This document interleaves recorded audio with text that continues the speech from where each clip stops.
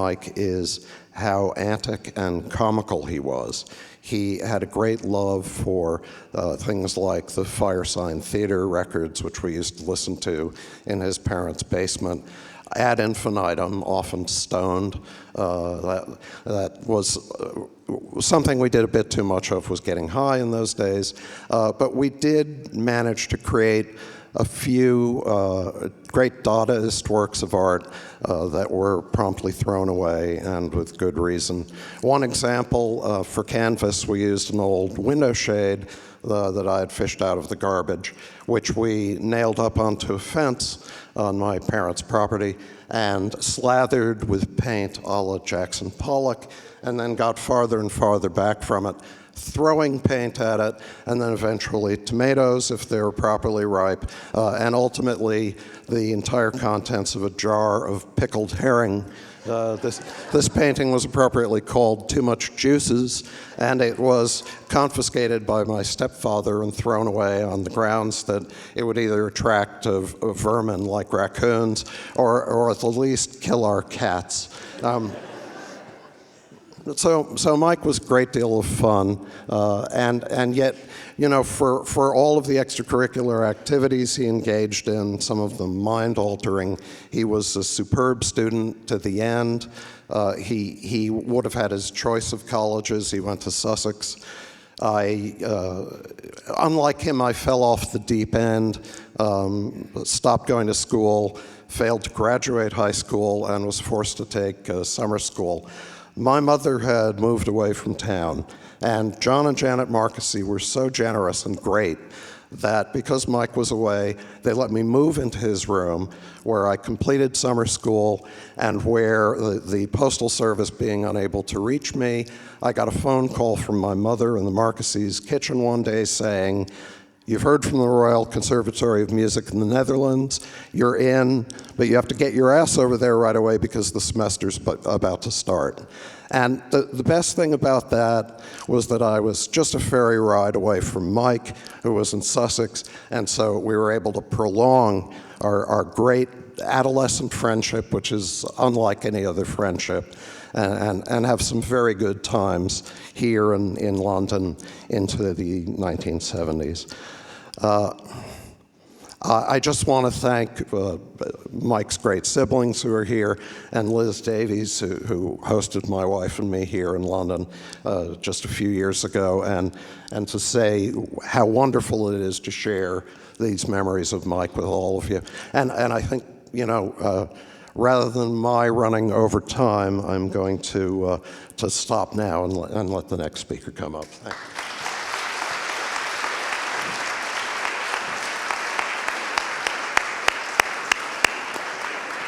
We're getting a fantastic vista of Mike's life, his inspiration, his joy, and his fun to be with. I first came across him in Haringey in the 1980s when I was the organiser, late 70s actually, of Hornsey Labour Party, but he was also a youth worker at Highbury Roundhouse in Islington.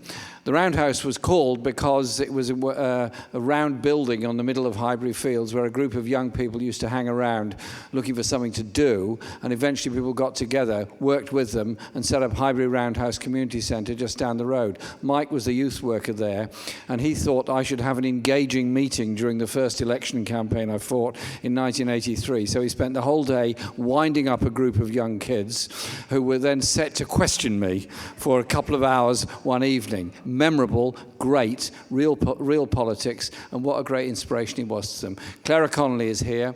She's a youth worker in Islington at that time and joined with Mike with the Nalgo campaign on defending the youth service. Wouldn't it be wonderful if we had a statutory youth service so that it couldn't be cut in any local authority anywhere? Clara, you're most welcome.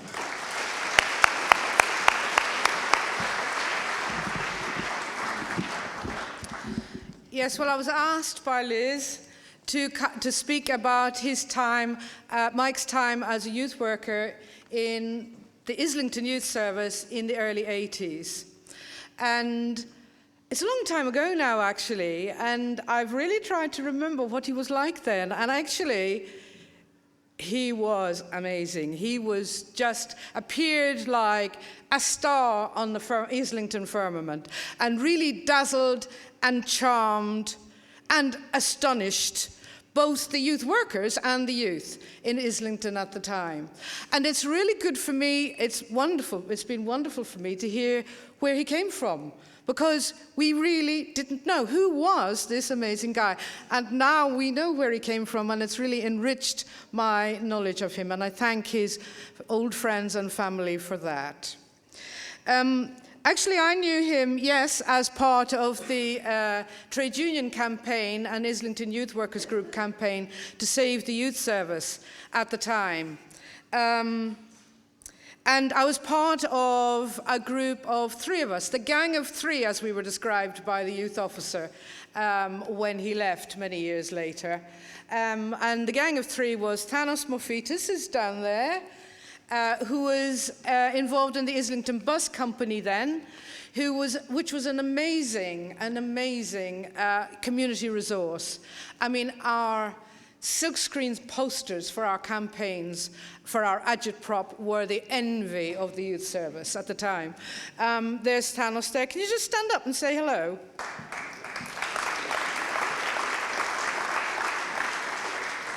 And then there was Mike Marqusee, of course, and then there was me. I was called Clara Mulhern at the time, and the Islington youth officer described us as the bane of his life, the 3 Musketeers. So I was proud, actually, to be part of that trio.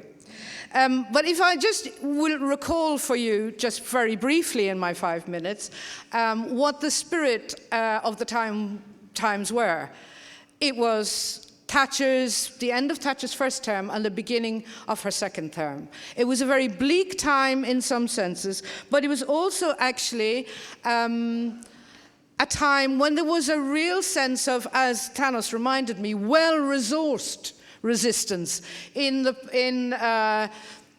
County Hall and, of course, in Ilya. And the youth service was part of Ilya then, and we were indeed, compared to nowadays, where the youth service is simply decimated, we were well-resourced.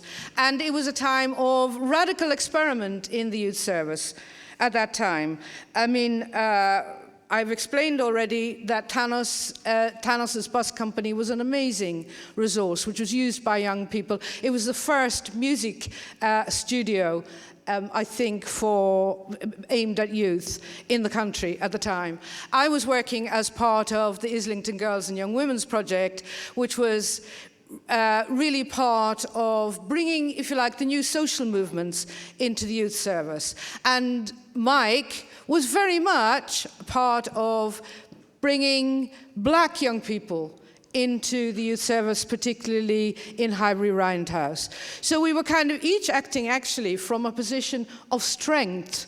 And I think that that's why we were actually within our own institutions, and therefore I think that was why we were quite an effective team in defending the radical youth work, which the youth officer of the time really didn't like. I particularly wanted to talk about Mike's work, though, because he really did.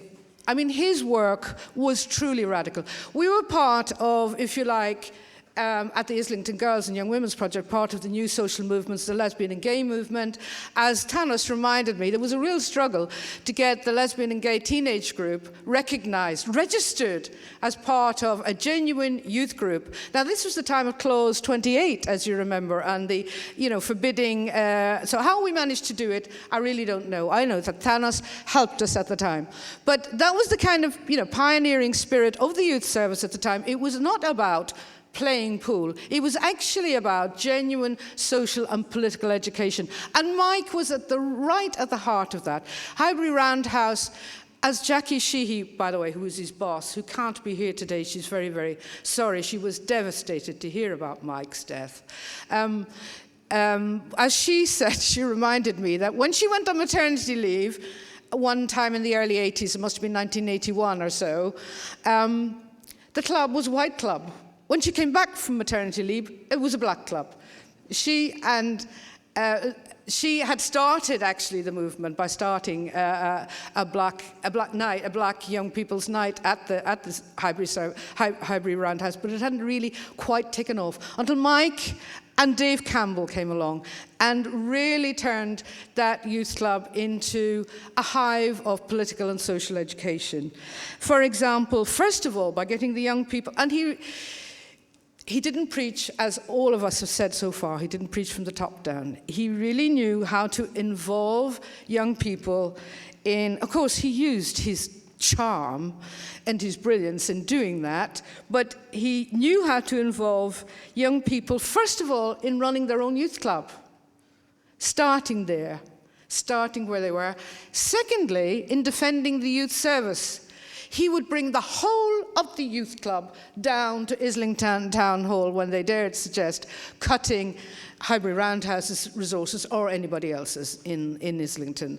And then thirdly, of course, he involved the young people in the one in 1983, the People's March for Jobs. And Highbury Roundhouse was actually hosted some young people coming down from the north. And actually, that didn't turn out so well, because one of the things that Nalgo did not check, was that Highbury Roundhouse, as I say, was a black club then. And the young people who came down were white. It was Jackie who reminded me of that. So there were a couple of uncomfortable instances and lively instances in the youth club. But Mike's youth work was genuinely radical, because it wasn't just about involving, the sort of politics of youth work then meant not this kind of mainstreaming of gender or race. It meant actually taking the space. It meant young women taking the space of the youth club. It meant young black people taking the space and keeping it, if only for a night a week. And he was, I think, among the youth workers at the time, he was definitely the most radical and dangerous, because he introduced class politics into the mix of the social movements as well. Now, we have now reached, I can see that Jeremy is kind of encouraging me to think that my 5 minutes is up, so I will kind of wind up by saying that Thatcherism, the Thatcher era, was a bleak time. But for me, it was full of fun and genuine comradeship. I think the three of us, Tanas, Mike, and me, were genuine comrades in a way that I have relatively rarely experienced since. And we need that sense of fun, sense of resistance in these new bleak times. I will just finish, Jeremy, if you don't mind, because Liz did remind me that I also was supposed to speak about Voices for Rushdie. I'll just mention the high moment of Voices for Rushdie, which was in this hall, and this was a kind of a left movement for Rushdie, because we didn't want to leave it to all the kind of, if you like, wishy-washy liberals. And Mike's slogan from the start was against racism and against fundamentalism. And we established an unholy night in this very hall, and it was glorious. It was full of irreverence, full of fun, and full of resistance. And Mike, we need that still. Thank you.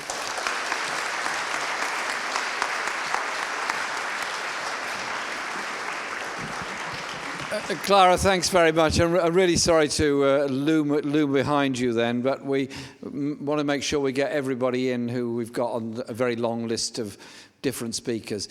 Mike had many friends, and many are speaking today, and many are here. Can I invite Tony Graham to come up and speak to us now? Where is he? Thank you very much, Tony. One of Mike's long-standing and very close friends who wants to give us his take on Mike's life. Tony, thanks. Thanks. But in the interest of brevity, I've shredded most of it, so you'll be delighted to hear that. Look, there are two types of left for me. There's the puritanical left and the bohemian left. Mike was resolutely of the bohemian left, which is why I was such a close friend of his. I could cite anecdotes with you, but I'm not going to do that, actually, except one. Yesterday morning, I'm working at East 15, which is a drama school. I direct theatre. And I was talking to a Stephen Unwin, who is quite an eminent theatre director and has run lots of big companies. And he's talking about the problem he's got with his latest production. He's done an adaptation of Hitler's of Fears and Miseries of the Third Reich by Brecht, and he's renamed it Hitler's People. And he says the students don't quite get it, but he's kind of working very hard on it, and he's introducing them to This Land Is Your Land, which they know. He said, but they don't really know it. So he's brought in a bit of Dylan, early Dylan, to play to them. And he said, do you know this one? He sort of played me about 3 seconds. I said, yeah. He said, and I'll tell you something else. He said, the best, because that sparked me off. And I talked about, no, I won't tell you what I talked about. What he said was, the best book I've ever read, you know what's coming, the best book I ever read on Bob Dylan is a book called Chimes of Freedom by a guy called Mike Marqusee. I said, Mike Marqusee.